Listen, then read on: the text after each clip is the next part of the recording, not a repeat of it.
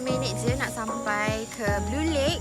So, nantikan. So, sebagai organizer, apa kata-kata awal yang Brought to you by Starbucks. Oh, sabar sponsor.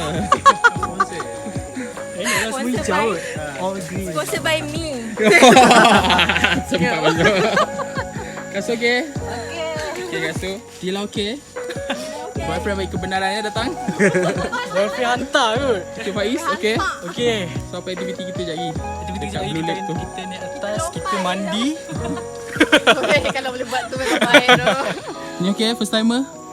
Okey. Cuma intro dia tak menarik, harap ending dia pun menarik lah.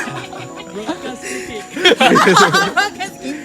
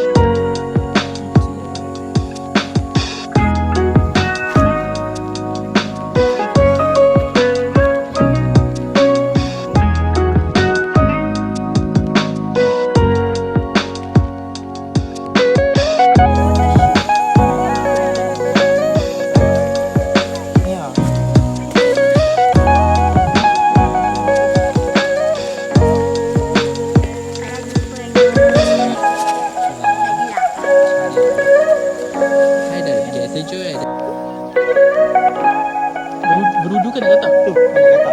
Lompat-lompat. Kau hulur kaki. Action. Action.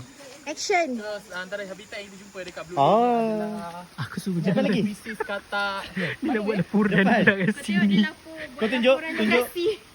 Okey, situ. Situ okey. Ni merupakan antara spesies yang hampir terpupus. Aku suruh jalan. Ini kata Jamaica. Borak lah. Itulah kan. Bila suruh borak kan. Saya terus jadi Ya, kau ambil kamera, lepas tu kau pula.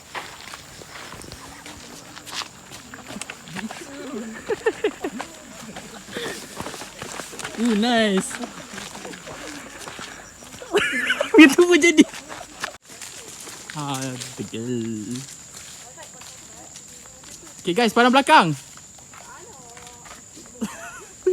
Dila ke sorang je tak pandang. Okay guys, 1, 2, 3, pandang belakang.